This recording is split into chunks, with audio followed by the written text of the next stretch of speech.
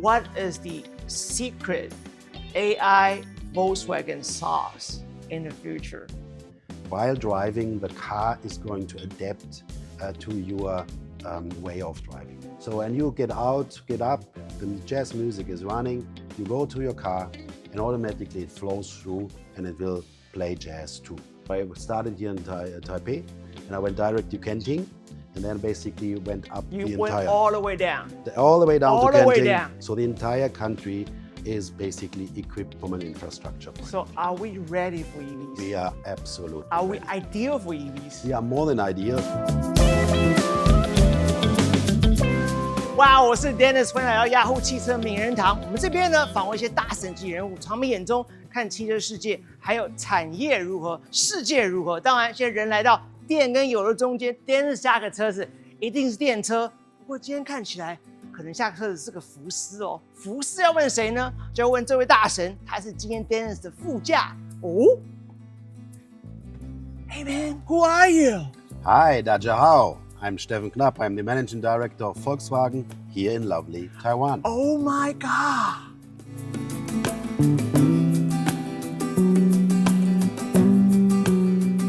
Wow, Steffen, so you are the Mr. Volkswagen for the past 2 years, right, in Taiwan? Absolutely right.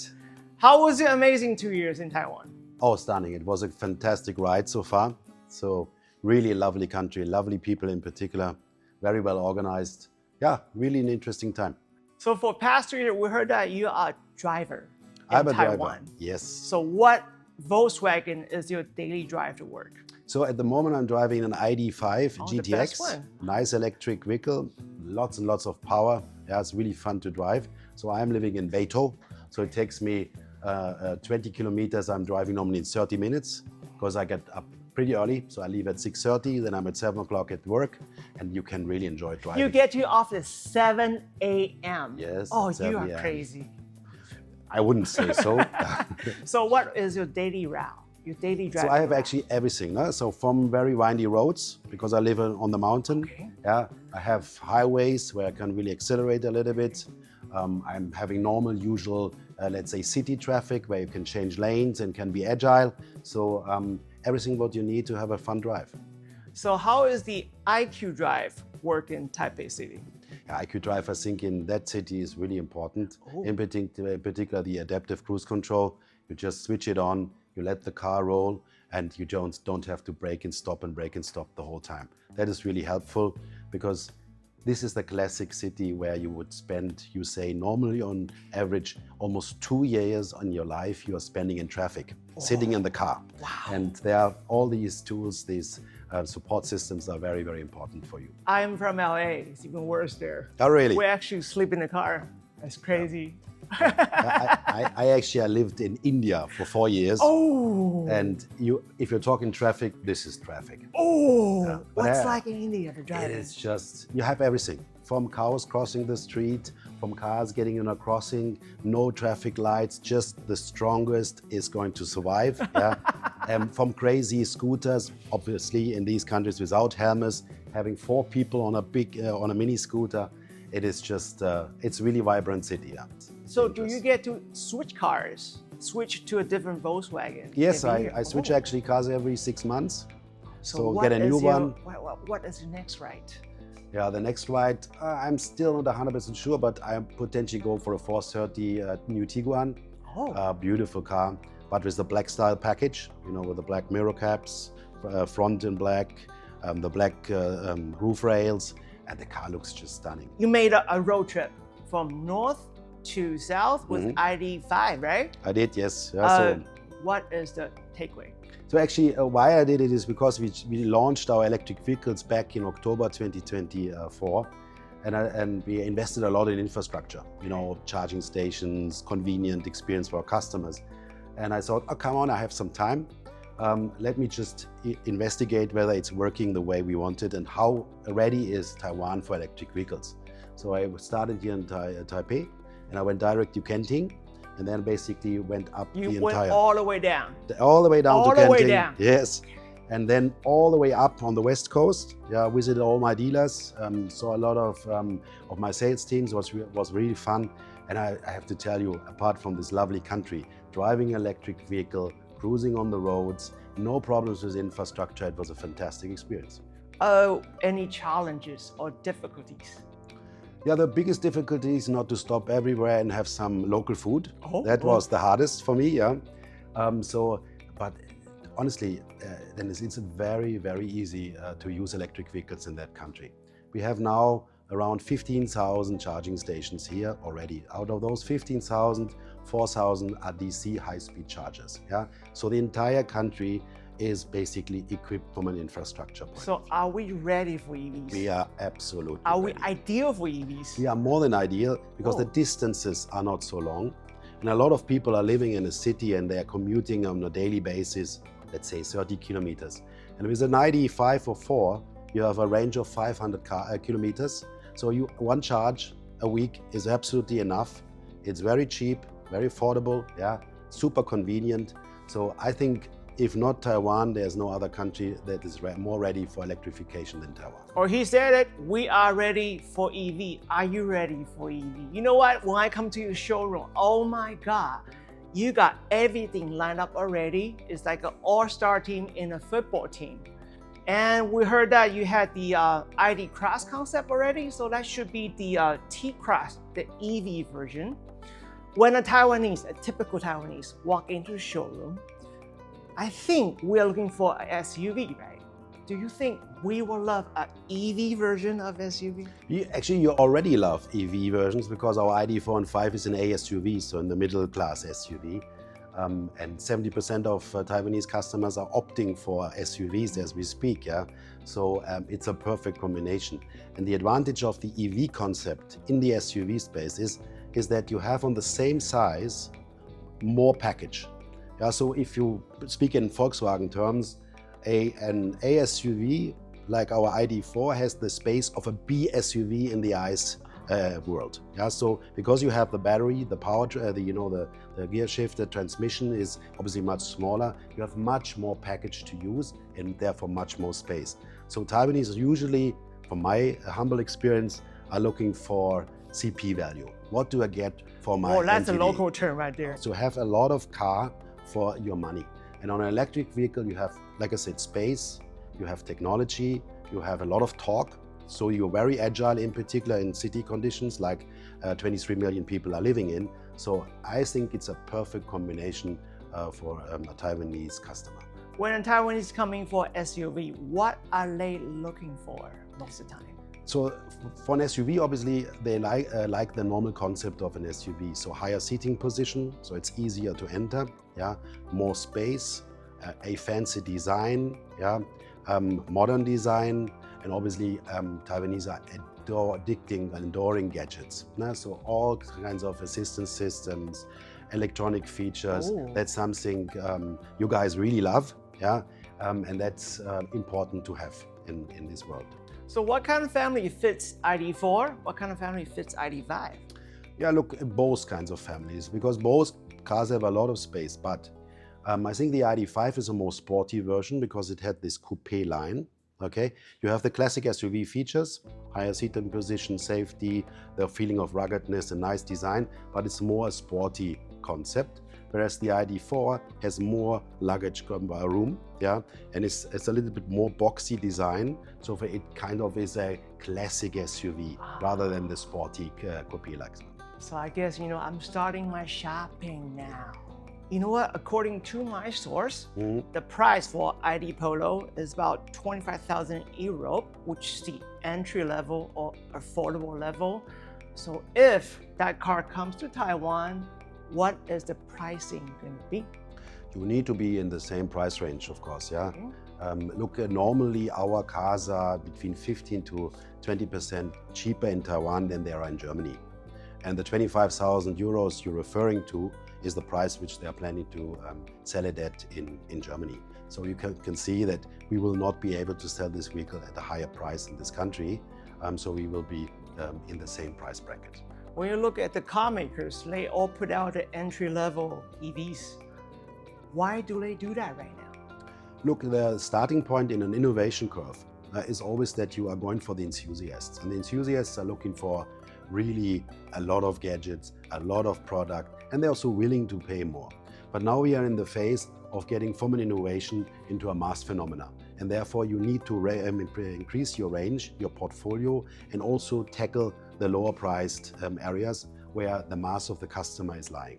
And that's the reason why we are now extending. Secondly, it's now more possible because with volume, the battery price obviously is going down and only economies of scale, yeah? And this enables us to have lower price points. Okay, the talk of the town, Polo GTI. Congratulations, you guys nailed it. You guys killed the market. Everybody's dying for one. The first batch, 2025. Next batch, 2026. How did you find that niche and how did you do that perfect pricing for Polo GTI? Yeah, so normally what we do is we have a thing called customer groups where we ask our customers. We said, look, if you are interested in a small hot hatch, yeah, what is the price you're willing to pay for such a concept? So people then, you're talking, you're adding some product features, and there with this you're slowly but steadily are getting closer to a sweet spot in price. Yeah? So then the second thing is, it's very important that you target very, very clearly. Yeah? So this, who is the target group? Who do you need to talk to? It is not a mass phenomenon. Yeah, it's not the family father who's going to buy normally a Polo GTI. He's rather going for a Golf GTI. Yeah, so you need to nail it down. And then with getting this more and more in discussions, in analysis, you're getting to that sweet spot. In this case, it's a perfect example. It was spot on. The marketing communication, the targeting was perfect. Our dealers did a fantastic job test driving. We had record numbers of test drives on that vehicle, and we sold the first batch out in 2 weeks. Even that was that really strong. Polo GTI sold like a Blackpink concert in Taiwan. Everything sold out. What is the secret sauce for Polo GTI? Yeah, the Polo GTI obviously has two fundamentals. The one is a 50-year-old legendary product called Polo. We have been selling this vehicle now for 50 years. Small, compact dimensions, very agile in its driving, but completely equipped with the DNA of Volkswagen, which is fun to drive, no compromise in safety and superior quality. That's the Polo. Yeah? Then this is combined with the classical GTI. So in a classical GTI has some features which you need to have. So me as a German, obviously, I want to have checkered seats. It need to be checkered seats. Checker seats. No leathers. It must be the checkered pattern on the seats. That's the GTI. You need to have the frame in red. That's the GTI. Yeah. You have to have the honeycomb grille on the lower part of the car. That's the GTI. So some of the design features which are essential for that vehicle. Plus, speed, fast, very nimble, and very agile in its driving characteristics. And then you pair this together, you have a perfect combination. We heard that you had Mark I Golf GTI as your first car. Talk about the story about that car. Yeah, look, you can see it. I'm a little bit an older age bracket, and my dream was when I was young, obviously, to have one GTI. Couldn't afford a new one, obviously, so not a rich man, not like you have a big car just from the beginning. I had an old used Mark I, which was at the time more than 10 years old. But I loved it. You cannot imagine. You know, I don't know if you know the car. The car has this Golf steering, ball hanging on the shifter. Yeah, very nice to touch. It has an incredible acceleration. At the time, it was 110 kilowatt. It was really, really a lot for me. Yeah. So we went out with our friends, got the car, immediately drove down to the Côte d'Azur in France. Yeah. Overnight, the whole night we were driving. It's for me, driving is freedom. You can just choose where you want to go to. You're not waiting for some trains to come, some buses to come. Get in the car, get your friends with you, and off you go. And then you stop where you want. So it was a fantastic time. Yeah. Wow. So you are an old schooler, which is a petrol head, but you drive an EV now. So we're right in the middle right now. Yeah, we're in the middle. Petrol. And that's the beauty now of, like you asked me before, of having every 6 months a new car and having cars in parallel. I think both worlds are really nice. Like I said, the electric vehicle, the silence, the quiet driving, the incredible torque, instantaneous dynamic torque which you have, the efficiency of these vehicles, yeah, also to be a little bit different from others. You know, you cannot imagine how many talks I had at the charging stations with Taiwanese coming to me, is this the new ID.5? And then you start talking to each other. So you are a special group. That's the fun on electric. Yeah? On ICE, for me, it's the sound, it's the vibration, it's the feeling of mechanics, because an engine is an incredible technological feature. It's just made of so many parts, and everything needs to fit together. Yeah? So that is obviously, that is really automotive business at its best. Yeah? But both sides are wonderful. It's an experience. So I'm really glad that I've been working 30 years in this industry. I'm also happy that I have the chance now to transform basically our brand into the next age bracket. Since you talk about the ID Polo, ID.4, ID.5, next year in your lineup, the passenger car for Volkswagen, what is coming to Taiwan? So first of all, we are going to continue to invest in little performance action models. So like we did very successfully now with the Polo GTI, we would continue this because we have a nice platform of cars available for that. And then the big bang for us is our next SUV, which is coming. It's the brand new T-Roc coming into town. And that's really a beauty. Yeah? So it's already today a beautiful car. Yeah? But obviously we also are evolving, and this vehicle is going to come mid next year, mid of the year next year. Can you talk more about a T-Roc? Well, first of all, T-Roc is potentially, I always call it the most confident Volkswagen we are building. Most confident? Yeah, because you know we are usually having a very Titanic design line. Yeah, so we are going from series to series to series. We are very evolutionary in our design. We're looking at crisp lines, clear shapes, big C-pillars. This car is more expressive. It's light system in the front. It's very strongly conformed wheel arches. It's very strong, very small gaps in the wheel arches. If you look at the sideline to the window line, it's a very high ratio. So the sideline, the window line is very small in relation to the door lines. That makes the car look lower and therefore more coupe-like. Yeah. So everything this car is, it is full of confidence. Yeah. So and it is a symbol also of a slight change in the Volkswagen direction. Therefore, this vehicle has been always something special in our lineup. Yeah? So if you look in the car, it's not about the optimum of space. It's about the expression you want to do with the car. It's about dynamic of the car. This is the car, when you look at it, you have the feeling it's already driving, although it's standing, because its lines all are in this dynamic line. Yeah? So therefore, this is, from a brand point of view, a very important car for us. So next year or 2027? Next year. Next year? Next year. About? Mid of the year. Summertime. Yeah. What about Spain? What do they drive? Well, also Spain is a small car country. Oh, is it? You might know that the first car was a badged Cinquecento from Seat. So Seat at the time had a cooperation with Fiat, and they built this very small Seat, yeah, which was the kind of the Käfer, the Beetle of Spain. And then it moved into the Seat Ibiza. The Seat Ibiza is the backbone of the Spanish car industry. You know, Seat is also part of the Volkswagen group.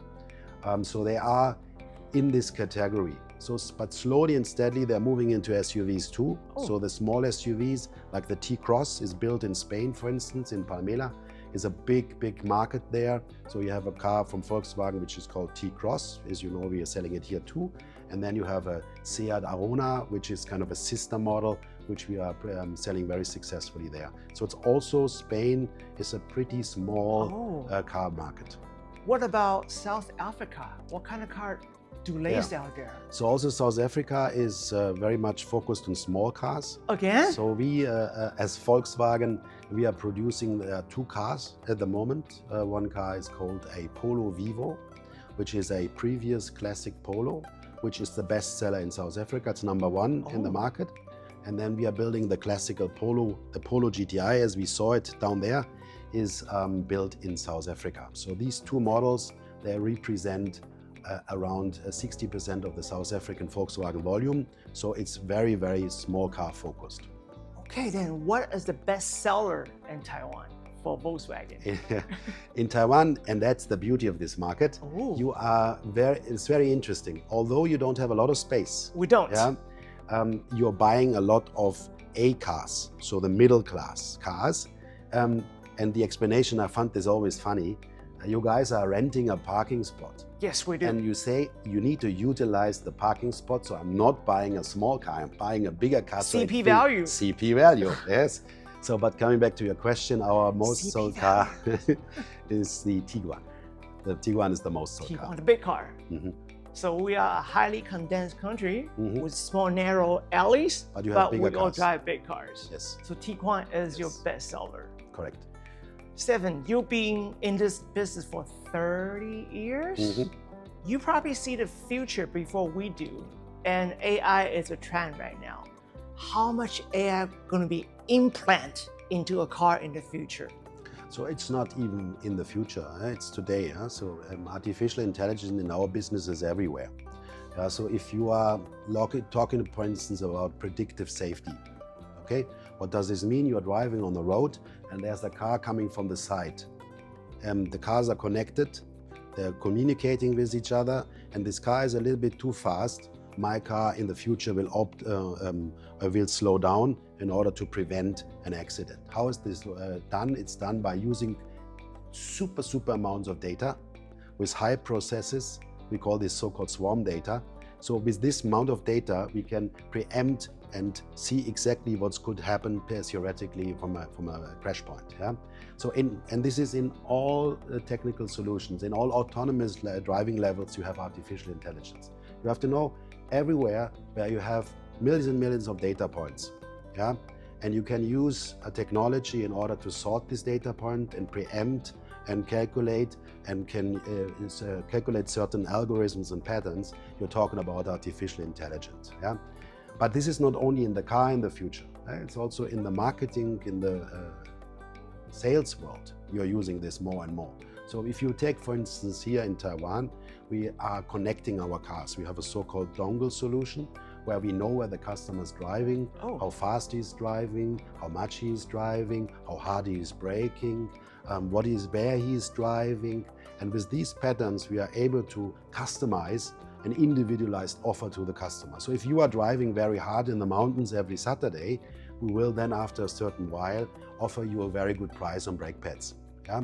So, and this is only possible by using multiple data points and then doing so-called prompts, which give you clear indications on the customer, what he's gonna do, how he's gonna do it, and then tailor something very conveniently for him, so he does not, in theory, need to do anything. We preempt it for him.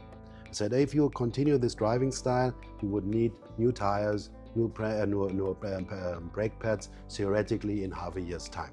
Yeah? Or other example is when you see certain driving patterns, you can identify that an electric vehicle, for instance, would be a better solution for you as a customer.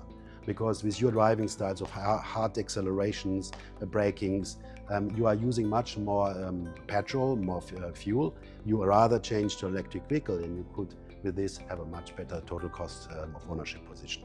So artificial intelligence is in all kinds of the world. So it's like a tailor-made suit, right? It is. It's a tailor-made suit. It's exactly what you say. And the most important thing is, it's not for the sake of using artificial intelligence, it's for the sake of making it convenient for you as much as possible. Since you're in Volkswagen, what is the secret AI Volkswagen sauce in the future? Oh, this is so much. Can you unveil a little bit? Yeah, so one of the secret AI sources is that while driving, the car is going to adapt to your way of driving. So I'll give you an example. Yeah, so you are at home and you are listening, you like listening to jazz, okay? So when you get up, the jazz music is running, you go to your car and automatically it flows through and it will play jazz too, yeah? So you sit in the car and you are connected via your vehicle with all your friends, and there's one friend says, hey, there's this wonderful road, Pinshu, up to Keelung, take this. It's super to drive. Okay, you press the button. It tells me, yes, drive that route with Jazz. With Jazz, just cruise there. Then the car is realizing that you are driving faster because in the seat there's a heartbeat measurement. So your heartbeat goes up and automatically your steering wheel will be a little bit more stiffer, so not so agile to steer, and it will move closer to you. The Volkswagen will tell me that. The Volkswagen will do this for you, so it will preempt that you are now in a more tense situation.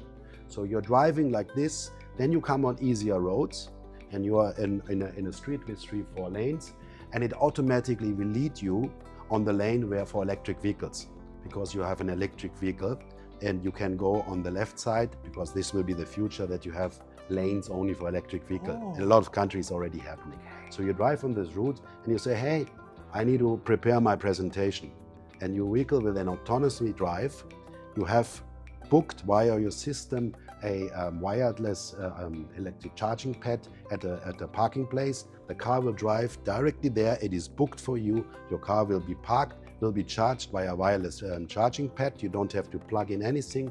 You go out into your office, and guess what is playing in your office? Jazz.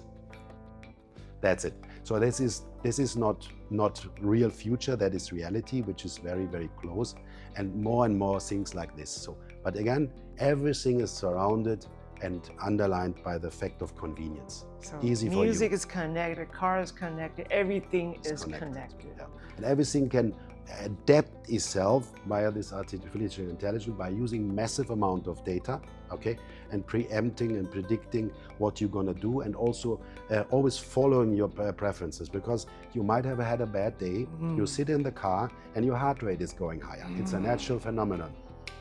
There are two possibilities now. One possibility is that it lowers down the music to a nice Chopin or whatever, that you relax, or it says, hey, this man needs something, let's go highway to hell. Yeah, full throttle and hammer some hard rock, AC/DC or whatsoever.